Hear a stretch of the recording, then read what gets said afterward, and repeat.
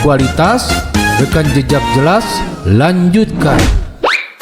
Assalamualaikum warahmatullahi wabarakatuh. Alhamdulillah hari ini ada di Garut Ya, bersama aktivis remaja di MCR Mitra Citra Remaja, Iya. PKBI Garut. Kopi-kopi pagi kopi pagi. Ya, asupan ini. bersama Bersama Muhammad Pijar. Muhammad Pijar. Pijar. Muhammad Pijar ini salah satu aktivis MCR Kota Garut. Kita akan mau tanya sih tentang situasi Gen Z atau remaja itu.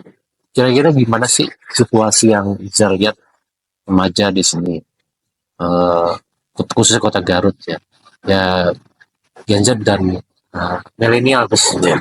Kayaknya Riza ini Gen Z atau milenial ya? Dan dua-duanya sih. Dua-duanya. Ya, Bisa kalau milenial bisa. mungkin bisa lihat, jelasin ya, atau bisa jelasin ke kita nih tentang situasi Gen Z dan milenial di Garut. Oke. Saya lihat ya mungkin dari khususnya di lingkungan kampus, lingkungan umum untuk Gen Z dan milenial belum ada pemikiran atau pemahaman terkait inovasi-inovasi atau karya-karya khususnya misalkan di bidang saya gitu, di bidang kesehatan. Kurangnya pemahaman akan kesehatan, contohnya misalkan gitu. Perekonomian ya masih kurang karena mungkin pemikirannya masih patriarki gitu. Iya. Jadi kalau misalkan ada orang ya, Gen Z atau milenial ya hanya misalkan contohnya di kampus gitu Pak. Ya kampus ya udah kita kampus aja, kuliah pulang gitu tanpa memikirkan bahwasanya kita masuk ke komunitas untuk meningkatkan kualitas diri, kapasitas diri nggak ada gitu. Jadi hanya sekedar ya main kuliah. Masih happy aja ya. Masih happy aja. Jadi yang disebut namanya generasi rebahan emang jelas ya. Jelas. Nggak jauh dari ponsel ya. Iya. Saya lihat dari tadi ponsel nggak jauh dari rumah, Iya. di tangan ya. Betul. Jadi ya memang aktivitas seperti itu. Terus yang kita lihat tuh di Kota Garut itu selain apa aja inovasi kegiatan kreatif yang ada di sini? Ada nggak kira-kira sih kegiatan kreatif? Apa namanya sampai sekarang gitu kalau pribadi saya juga nggak ada sih, belum tahu gitu. Belum tahu ya. Belum tahu tapi kalau misalkan di komunitas banyak sebenarnya komunitas Gen Z khususnya yang jadi volunteer ya atau relawan kayak misalkan saya pribadi di MCR, ada juga FKRD itu di desa-desa, cuman di Garut itu cuman 2 desa kalau nggak salah FKRD itu. Iya. Terus semak juga itu ada. Lalu Pelita Intan Muda, banyak sih sebenarnya komunitas muda. Cuman ya sampai sekarang kalau terbilangnya mayoritas atau minoritas generasi Z atau milenial, ya minoritas lah, masih minoritas. Minoritas ya. Jadi memang belum ada ya fasilitas terkait dengan untuk teman-teman di Gen Z dan milenial ya, Belum ada. yang bisa ya tadi jadi pulang kuliah, main pulang Ya, betul. udah ada yang sana, itu kan cukup sayang sekali ya kalau tidak dimanfaatkan. Terus kalau bicara tentang perilaku, kan saya dengar teman-teman saya juga mendorong tentang program kesehatan. Iya, betul. Kespro ya. Ya, guys bro. Memang situasinya bagaimana sih?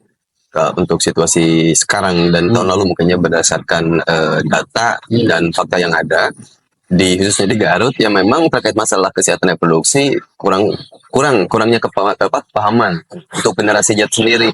Dan misalkan antara anak SD, SMP dan juga SMA mungkinnya peralihan dari remaja mungkin ke dewasa. Kalau misalkan untuk SD, SMP kan peralihan dari anak-anak mungkin ke remaja masih banyak nih kayak misalkan kenakalan remaja. Karena mereka kurang paham nih, khususnya di bidang kesehatan ya, yang tadi sudah dibicarakan.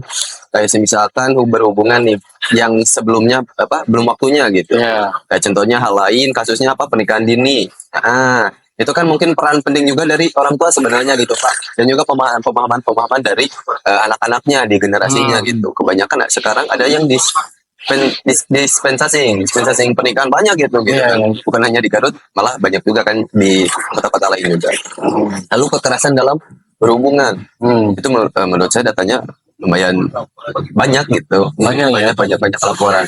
Khususnya di antara range SMP SMA kalau berhubungan itu. Cuman kalau misalkan pemahaman tentang kesehatan reproduksi, ya meskipun diajarkan di SD di sekolah diajarkan, tetapi masih kurang paham nih anak-anak gitu.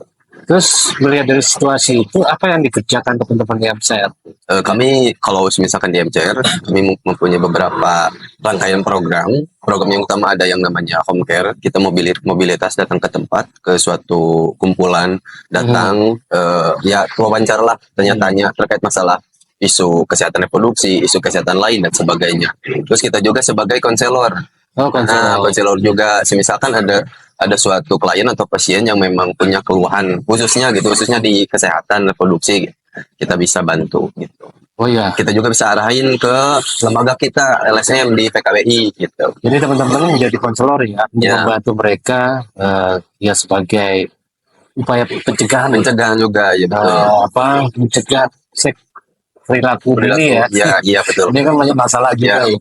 Dan sangat penting kelihatannya bicara case bro itu penting sekali ya. Ya, betul. Karena kalau dia sudah paham, artinya dia akan mapan mencegah beberapa penyakit menular.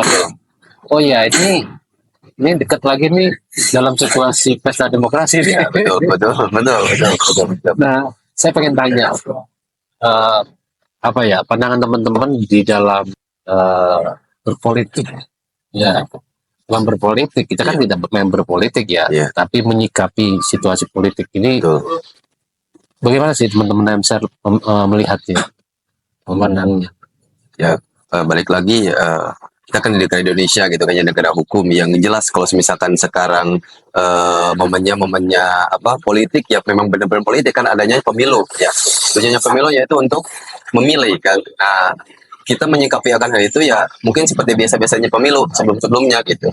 Cuman ini juga suatu kesempatan mungkin buat kita menyampaikan beberapa rangkaian aspirasi buat calon-calon yang mau jadi nanti sebagai legislatif. Gitu, Tuh seperti itu. calon-calon dengarkan tuh. Banyak sekali mungkin adalah aspirasi-aspirasi yang mungkin kita sampaikan karena selama kita di MCR khususnya menjadi volunteer Aha. kayak misalkan fasilitas-fasilitas dukungan-dukungan khususnya di pemerintah tidak diperhatikan, Oh jadi kurang diperhatikan. ruang publik yang independen untuk kelompok Gen Z dan milenial Iya, memang kurang yang menurut Kurang. perhatian ya. Mungkin itu salah satunya pengaruh bahwasanya kita nggak berjalan atau mungkin daya tarik dari generasi-generasi untuk apa jadi yang jadi peran penting jadi rebahan itu ya karena kurang dukungan Iya, karena kurang dirangkul ya. ya kurang dirangkul deh hire ya. Ini para politisi ini, Betul. para calon ya, Iya. khususnya ya situasinya seperti ini ya. Iya. Memang perlu ada ya ruang khusus Kurang ya, khusus betul khusus yang independen, betul di mana anak-anak Gen Z itu bisa bukan sekedar ngumpul tapi Betul, punya inovasi ya, betul inovasi. Tapi ketika ada yang mau memperhatikan bagaimana nih? Kalau ada yang mau perhatikan ya alhamdulillah itu Pak luar biasa kami pasti akan terima gitu Ya, luar biasa gitu suatu kesempatan masih juga buat kita jadi teman-teman MCR bisa ya berkolaborasi ya. kalau kolaborasi untuk menjalankan program Iya. ya pasti bisa sangat bisa itu saya akan terima insyaallah. Ya, insya Allah nanti bisa ke depan. Oke, mungkin itu saja ngobrol-ngobrol pagi. Ya, ini ngobrol-ngobrol pagi bukan podcast ya. Iya, bukan. Kita ingin melihat situasi generasi Z dan milenial di Kota Garut. Ya, mereka ini sebenarnya perlu ruang publik, ruang yang independen, ruang yang bisa menciptakan inovasi baru. Jadi yang dirasakan desa ini kelihatannya situasi itu harus ya ini main tidak ada kelihatannya tidak tambah jelas. tidak jelas Mungkin itu terima kasih mudah-mudahan ngobrol pagi kita bermanfaat ya. amin Makasih Rizal ya. sama Assalamualaikum warahmatullahi wabarakatuh. Berkualitas, rekam jejak jelas, lanjutkan.